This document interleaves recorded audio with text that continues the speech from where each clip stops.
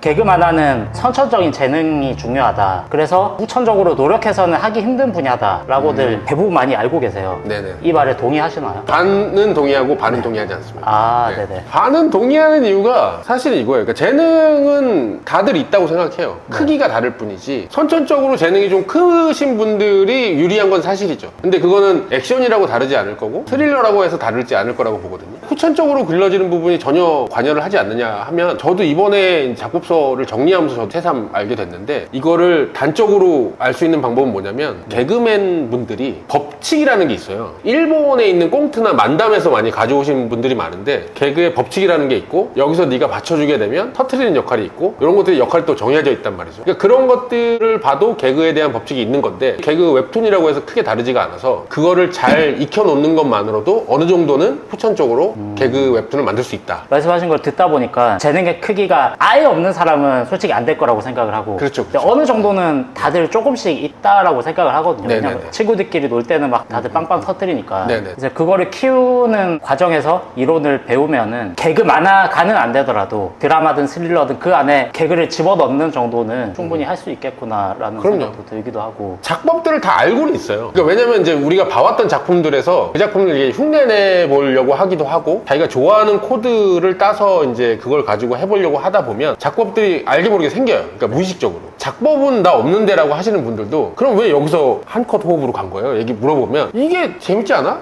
이런 식으로 이제 대답을 해버리는 거죠. 근데 그거는 정리를 해보면 작법이 있기 때문에 그렇게 떨어뜨린 거거든요. 아, 네. 최근에 웹툰 포럼에서 강의하셨었잖아요. 네네네. 윤태호 작가님이랑 두 분이서 이렇게 네네네. 번갈아 가면서 아유, 죽는 줄 알았죠. 강의하셨는데 윤태호 작가님이 강의 중에 했던 말과 완전 똑같군요. 본인은 플롯을 공부하지 않았지만 네네네. 나는 플롯을 사용을 하고 있을 거다라고 말씀을 하셨거든요. 네네네. 그 말 들으면서 뭐가 생각났냐면 요즘 학생들은 열혈 광고를 모르더라고요. 네네. 근데 예전에 열혈 광고에서 남만족들이 외공이 되게 강한 사람들인데 내공이 전혀 없을 거라고 생각을 하고 네네네. 내공 공격을 하고 걔네들한테 네네. 근데 통하지가 않는 거죠. 외공이 강한 거를 내공을 익히지 않았을 뿐이지 사실 외공을 익히는 중에 내공은 저절로 차올라서 그렇죠. 약간 그런 느낌과도 비슷하다고 맞아요, 생각되고 맞아요. 혹시 유튜브로 공개해 줄 수 있는 거 팁 하나만 알려주실 수 있는 게 공개할 있을까요? 수 있는 거요? 네. 이거는 그냥 되게 기본적인 거. 그러니까 웃음에도 종류가 있어요. 분노에도 뭐 소노, 대노, 뭐 중노, 극대노. 극대노 뭐 이런 게 있는 것처럼 웃음에도 단계가 있고 아. 종류가 여러 가지 있단 말이죠. 개그도 그냥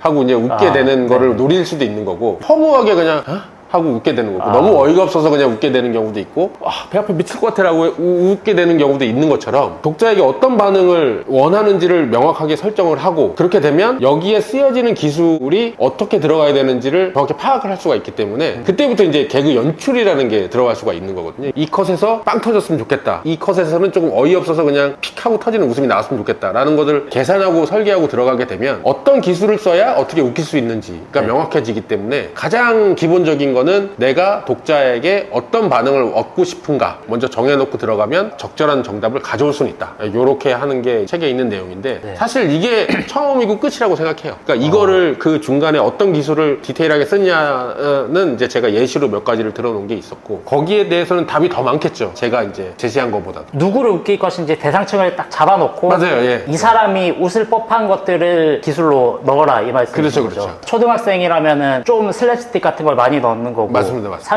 30대 막 남자라면은 네. 말장난 위주로 좀 많이 한다거나 맞습니다. 약간 이런 형태인 거죠. 네네. 근데 거기에서 기술의 종류는 어떻게 보면은 조금 지엽적인 걸 수도 있으니까 그렇죠. 책을 통해서 배우건 아니면은 깔깔 유머 막 이런 걸로 배우건 언제 어느 때 쓰냐가 중요하다라는 말씀이신 거죠. 맞습니다. 초등학생들은 사실 똥 얘기로 끝나요, 그냥. 아. 치트키 같은 거죠. 그러니까 뭐 안 되겠다 싶으면 똥 얘기 꺼내고 더러운 얘기 하고 이러면 막 깔깔대고 웃는데 직장인들을 좀 웃겨야 된다라고 하면 일단 직장인들의 공감대를 사는 게 중요하고 이거 내 얘기잖아 라고 해서 이제 웃픈 얘기와 에피소드라든지 이거 마냥 웃기긴 한데 좀 씁쓸하다 뭐 이렇게 하는 개그 코드를 할 수 있는 것처럼 직장에 개그하려면 네. 그러면은 직장인들 취재도 좀 필요하겠네요. 그렇죠.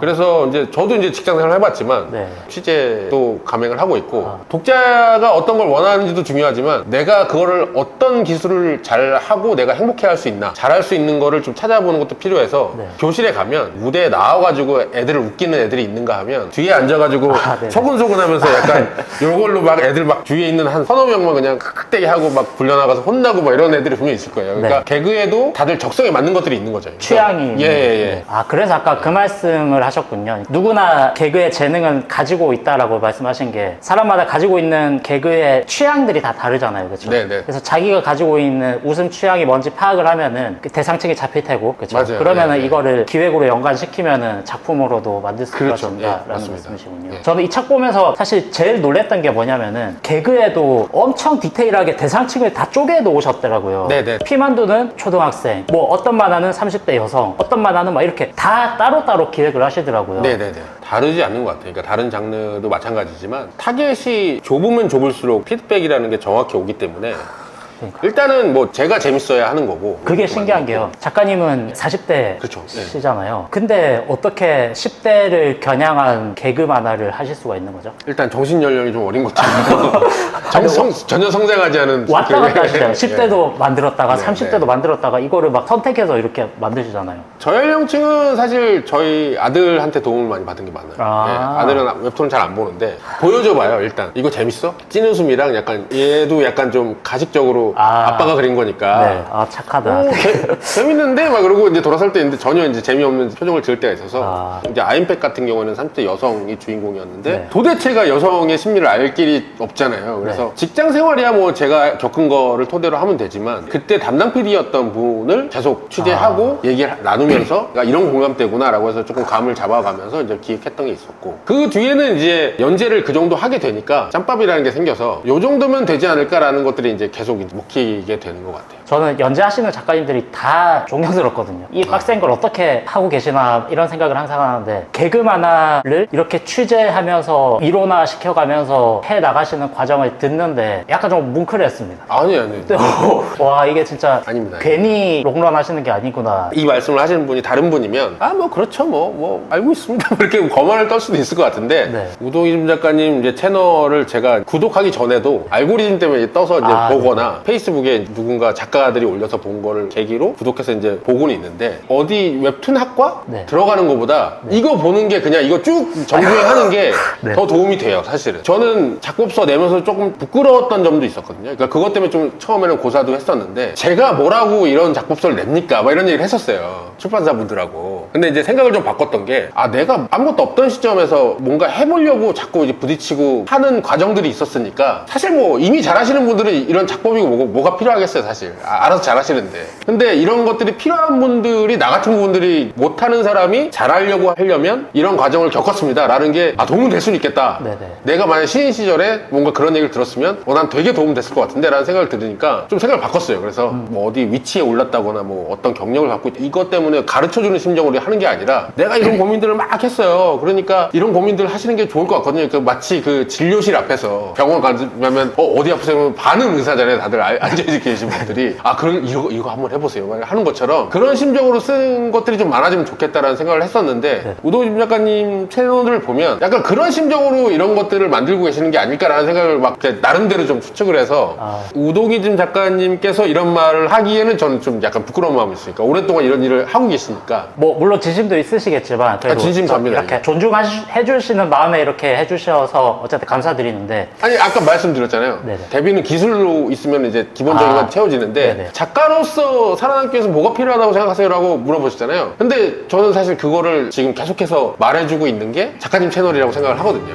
그래서 그렇다고 생각을 해요. 우동이즘 어느 정도 공부를 하다 보면은 어느 순간 쌓여있는 지식을 탁 이렇게 올라가는 순간이 힘든 순간이 오잖아요. 네네네. 근데 이 책 읽으면서 요게 하나 탁 깨져가지고 좀 더 세계관이 넓어졌다고 해야 될까? 왜냐면 개그라고 하는 거 고정관념을 막 깨주셔가지고 그게 되게 저한테는 신선했거든요. 저 개인적으로는 되게 감사했었습니다. 타고난 센스가 있는 사람들이 흔히 이제 운동선수로 치면 피지컬이 되게 좋은 거죠. 그러니까 네. 힘도 좋고. 네. 이 감으로만 계속 하시던 분들은 작법이 정립이 안 되면 꼭 벽에 부딪히는 순간이 오거든요. 맨날 치던 홈런이 안 쳐지고 안타가 안 쳐지고 이러면 코치 찾아가잖아요. 그러면 코치들 대부분 이제 아시겠지만 원래 선수 시절 때 잘하던 분들도 분명히 계시지만 자기가 계속 고민하고 이 방법들을 만들어 가셨던 분들이 코치를 하고 계시다는 거죠. 그러니까 조금 더 빨리 달리고 좀 안정적으로 타구를 치려면 이렇게 하는 시스템이 있다라는 거를 배우러 가는데 그런 거랑 맥락이 비슷하다고 생각해요. 그래서 작가님이 만약에 그런 느낌을 느끼셨다면 제가 뭔가 쓴 게 대단한 게 아니라 작가님이 계속 고민하던 부분이고 계속해서 끊임없이 고민하고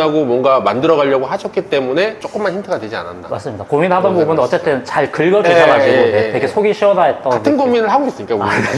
개그 만화는 대체 기획서를 어떻게 써야 될까 이게 너무 궁금하더라고요. 네. 기획서 쓰실 때 제일 주안점으로 두시는 부분이 어디예요? 기획서를 거의 안 써요. 아, 그러니까 개그만 보여주는 수밖에 없어요. 그러니까 내용을 줄거리를 쓰기도 애매하고 네네. 텍스트로만 읽어서는 이게 어떤 호흡에 어떤 개그를 치는지를 잘 모르니까 그쵸. 시연하는 수밖에 없거든요. 근데 그건 원고밖에 없어서 한 5화 분량, 많게는 좀 10화 분량 그냥 직접 보여줬어요. 이런 겁니다. 대략의 이제 캐릭터들이 나오는 설명들로만 참조해서 그냥 보여주는 정도. 고등학교 다니는 뭐 동물들인데 그걸 희화해가지고 이런 걸 얘기해봤자 그게 뭔데 뭐가 재밌는 거야 이런 걸 잘 모르거든요. 그래서 만들어서 보여드리고 그림은 이렇게 나오고 그러니까 그게 이제 보여주는 수밖에 없는 거예요. 그래서 어쩔 수 없군요. 샘플 원고가 곧 기획서. 이게 뭐가 로그라인으로 뽑아낼 만한 것도 없고 개그는 맞아요.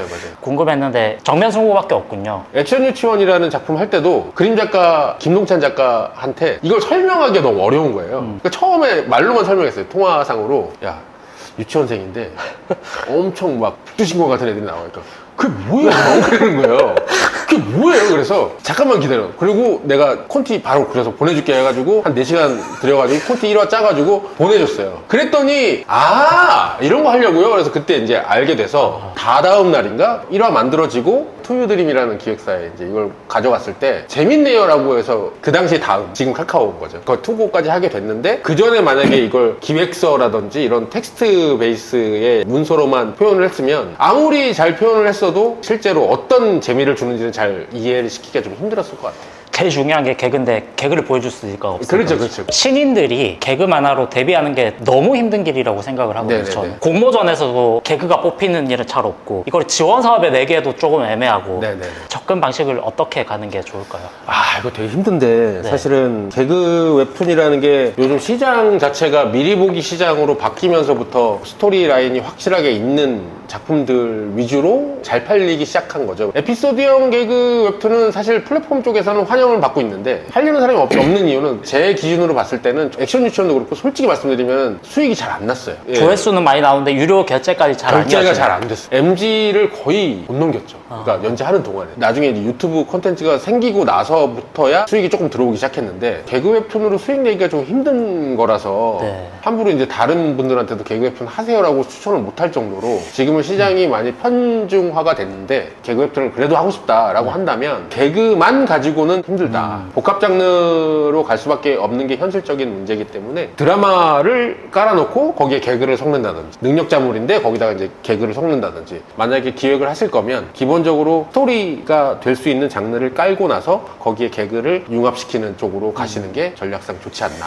개콘이나 무한도전보다는 시트콤 같은 형태를 기획을 해야 돼요. 그렇죠. 딱 그겁니다. 개콘도 요즘에 이제 유튜브 조회수가 엄청 나오거든요. 코너별로 올라오면 보게 돼요. 그래서 조회수도 엄청나게 나오고 하는데 웹툰 시장은 조회수만 가지고 이제 먹고 살 수 있는 시장이 아니잖아요. 그 사람들도 유튜브에 공짜로 풀려 있으니까 보는 거지 그걸 결제하면서까지 다음화가 보고 싶다고 생각하시는 분들은 적은 것처럼 지금 웹툰 시장에는 아무래도 개그 일반도로만 가기엔 조금 힘들지 않나 라는 생각을 하게 됩니다. 그래서 저는 이은창 작가님이 한때 이제 같은 동네 친구 동생이기도 했지만 정말 잘하고 있는 것 같아요. 그러니까 선전하고 있는 느낌이 들어요. 휘말리지 않고. 개그 웹툰을 하실 거면은 이윤창 작가님처럼 목표를 좀 잡아보시는 게 딱 좋지 않을까. 그런 생각을 합니다. 넷플릭스도 그렇고 영화도 그렇고 바른 컨텐츠 방향으로 많이 가고 있잖아요. 네네. 뭐 일부 독자들은 거기에 불편함을 느끼기도 하고 일부 사람들은 이렇게 가는 게 맞다라고 하기도 하는데 개그에서는 이렇게 되니까 이제 웃기기가 너무 힘들어졌다라고 맞아요. 하시는 분들도 많거든요. 맞습니다. 이거는 어떻게 생각하세요? 제가 그래서 개그 웹툰을 더 많이 하면 안 되겠다라는 생각을 그래서 한 것도 있어요. 위험 요소가 개입될 여지가 많으니까. 네, 그러니까 저는 어쩔 수 없이 옛날 사람인 거죠. 제가 그 나이가 됐다는 거는 제 만화를 보는 연령층이 더 넓어졌고 보는 사람들이 더 많아졌다는 얘기도 되기 때문에 그 틈바구니 안에서도 개그를 하려면 보는 사람이 불편하지 않게 개그를 하려면 끊임없이 공부를 해야 된다고 생각을 해요. 조금 더 연구를 해야 되는 게 어쩔 수 없이 시간을 소모하게 되는데 그거가 쉽다는 게 아니라 주제에서 벗어날 수 있는 이야기를 만드는 데 더 투자를 하는 게 좋지 않을까. 미리 보기 수익 면으로도 그렇고 그런 걸로 막 저울을 재다 보니까 개그 웹툰은 그러니까 어린 시절에는 지금 보면 말도 안 되는 것들로 웃기고 막 개그 코드로 했던 것들을 보고 자란 세대잖아요. 그러니까 90년대 만화들. 80년대라든지 뭐 네. 이런 웃음이라는 건 사실 뭐 작품도 그렇고 저는 10대 때 많이 형성이 되는 거라고 생각을 해요. 내가 이 작품을 좋아하고 내 취향이다라는 거는 대부분 10대 후반에서 저는 형성이 된다고 생각하거든요. 그때 재밌게 봤던 것들 자양분이 돼서 내가 창작하는 데도 이어진다고 생각을 하는데 이미 제가 10대 후반이었을 때는 정말 옛날이라서 그런 것들을 보고 자랐던 세대로서 힘이 붙이는 게 있어요.